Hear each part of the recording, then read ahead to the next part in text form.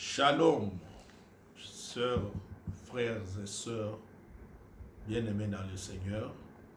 Nous commençons par cette chaîne à mettre à la disposition des enfants de Dieu des enseignements bibliques, des partages de connaissances pour permettre à l'Église, corps de Christ, à bénéficier de toute grâce que Dieu peut déposer en nous.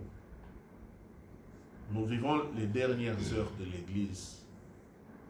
Jésus revient bientôt, et même très bientôt. Et pour cela, l'Église est appelée à se préparer. Et pour se préparer, il faut que l'Église soit bien nourrie par la parole de Dieu et bien enseignée. Cela va nous permettre à ce que chaque croyant, chaque enfant de Dieu, où qu'il se trouve, puisse être prêt.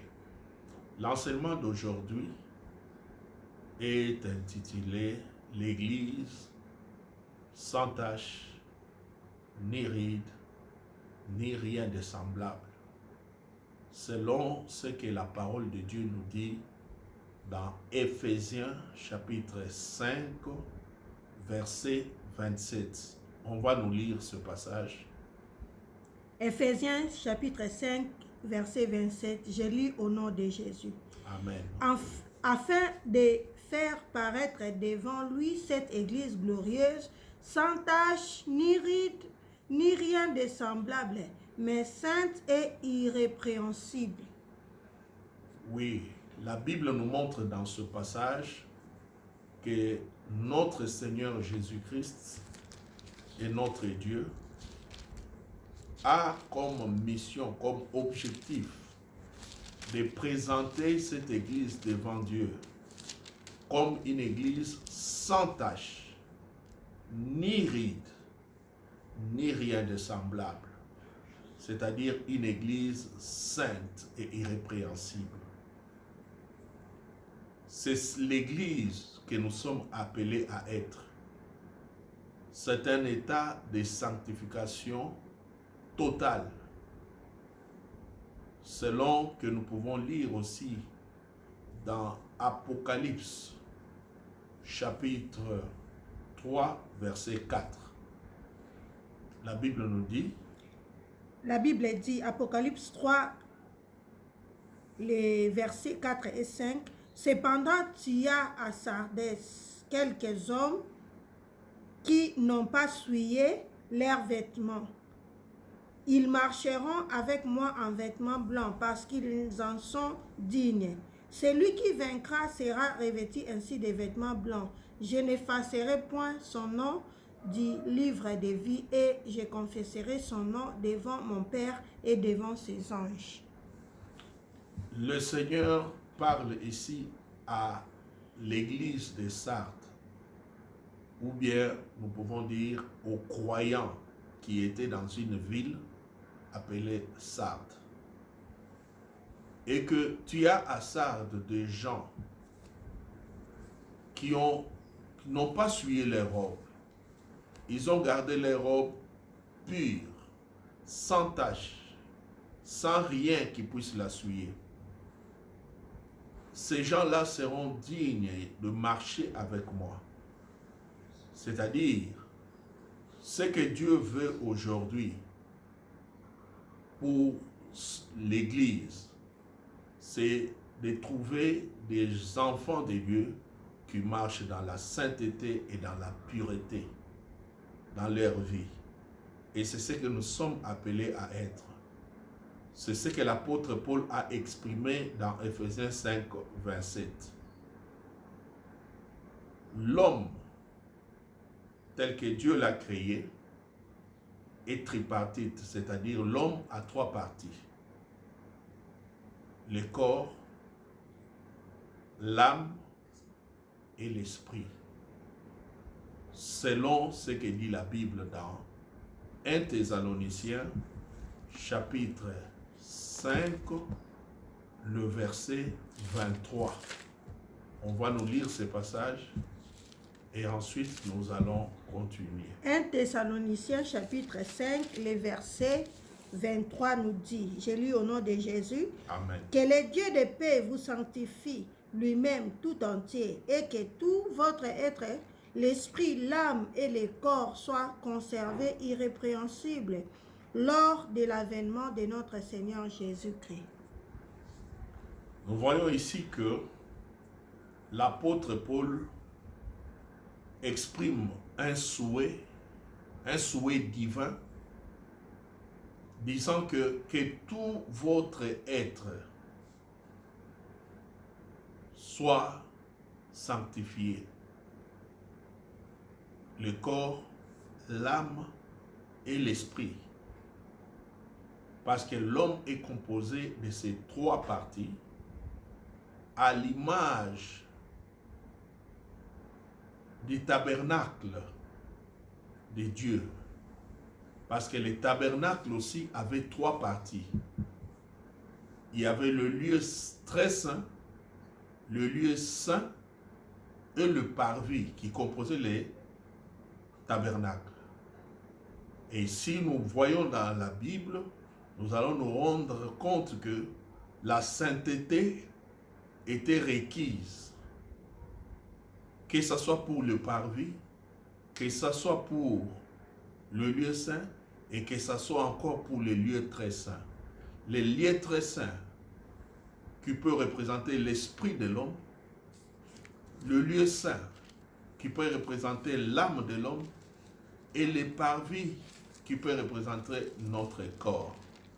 Donc, tous ces trois parties doivent être conservées pures. Pourquoi?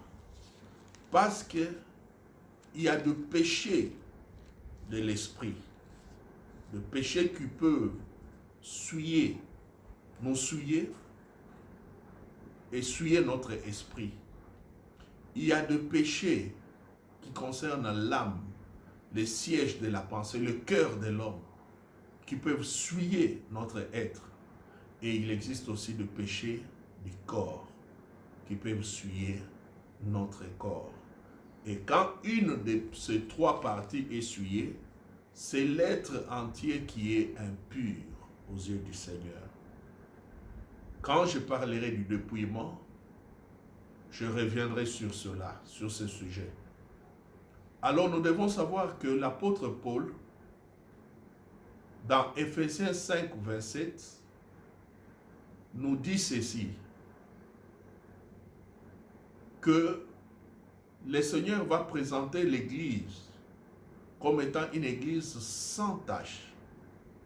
Vous savez, les taches, si vous prenez un tissu blanc et vous mettez une tache sur un tissu blanc, la tache est visible.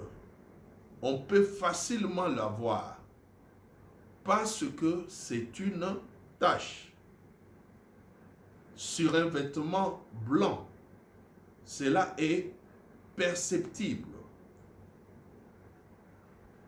Mais l'apôtre Paul ne s'arrête pas là.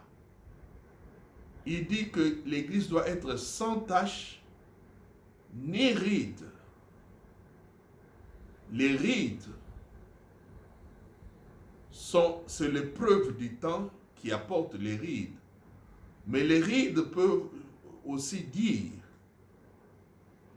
un habit froissé. Quand un habit propre n'est pas repassé et froissé, cet habit propre peut paraître comme étant sale.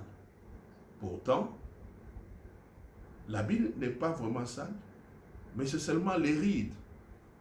Mais l'église que Dieu attend, l'église que Dieu veut, c'est une église sans froissement, sans rides, ni rien de semblable. Et ça, c'est important de le savoir. Qu'est-ce qui est semblable à une tache? Qu'est-ce qui est semblable aux rides? C'est-à-dire, lorsque la Bible parle d'un péché, il y a toute une liste de choses qui sont liées à ces péchés-là. Ce sont des choses semblables.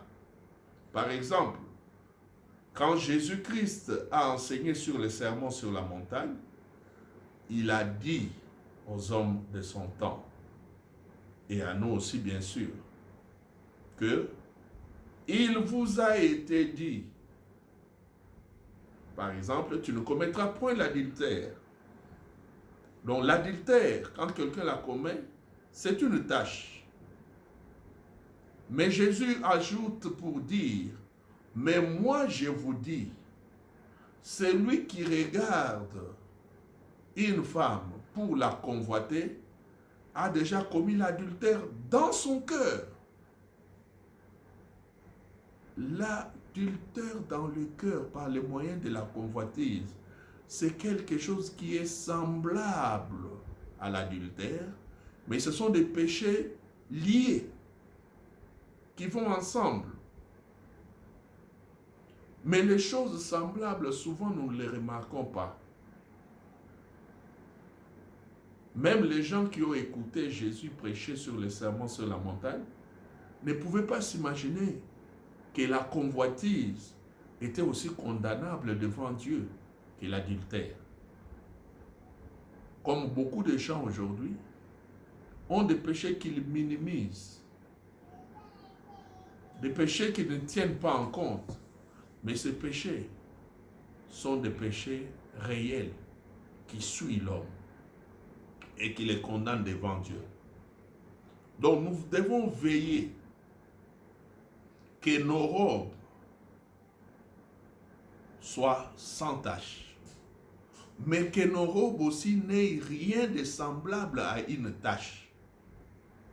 Nous devons veiller que nos robes n'aient aucune ride, mais que nos robes n'aient pas aussi des choses semblables aux rides, c'est-à-dire des choses que nous considérons comme de petits péchés, des péchés négligeables, mais qui nous rendent impropres devant Dieu.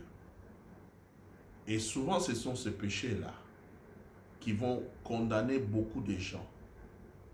Parce que beaucoup de chrétiens, ils ont fui l'impudicité, mais la convoitise règne encore dans leur cœur. Il y a des gens qui ont fui l'adultère, mais ils entretiennent encore des mauvaises pensées adultérantes dans leur cœur. Ils peuvent convoiter une femme, ils peuvent convoiter un homme, sans se rendre compte que c'est un péché. Et s'il ne se répand pas, s'il ne confesse pas, s'il ne vient pas dans la présence de Dieu, sa robe sera impropre et sale. Dieu veut que nous puissions garder nos robes blanches.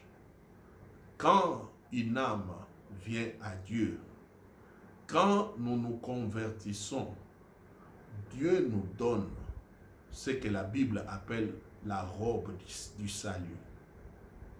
C'est une robe toute blanche que nous portons spirituellement. Et notre responsabilité est de garder nos robes blanches, de les conserver pures, sans tache ni ride. Je ne dis pas qu'un chrétien ne peut pas pécher. Non. Il peut arriver qu'un chrétien pêche. Mais les péchés dans la vie du croyant doivent arriver comme un accident. Pas comme quelque chose qui demeure en lui et qu'il fait d'habitude. Si tu remarques dans ta vie chrétienne, et à chaque fois où tu confesses tes péchés devant Dieu, ce sont toujours les mêmes péchés qui reviennent. Les mêmes choses que tu confesses.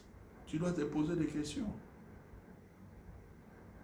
Tu dois prendre ta repentance au sérieux. Tu dois implorer la miséricorde de Dieu sur ta vie. afin que tu puisses vaincre cette iniquité, ce mal. Parce que aussi longtemps que tu reviens sur les mêmes choses, tu es comme une trouille qui revient sur les choses qu'il a vomies. Dans 1 Pierre chapitre 2, verset 2, la Bible nous parle de la trouille qui revient sur ce qu'il a vomi. Le péché doit être odieux à nos yeux. Le péché, c'est une impureté, c'est de la saleté. Nous ne devons pas nous réjouir dans la vie de péché. Nous devons, en tant qu'enfants de Dieu, chercher à nous séparer de toute forme de vie de péché. Et ainsi, nous allons marcher avec le Seigneur en vêtements blancs, tels que dit la Bible. Que Dieu vous bénisse et que la grâce de Dieu vous accompagne. Amen.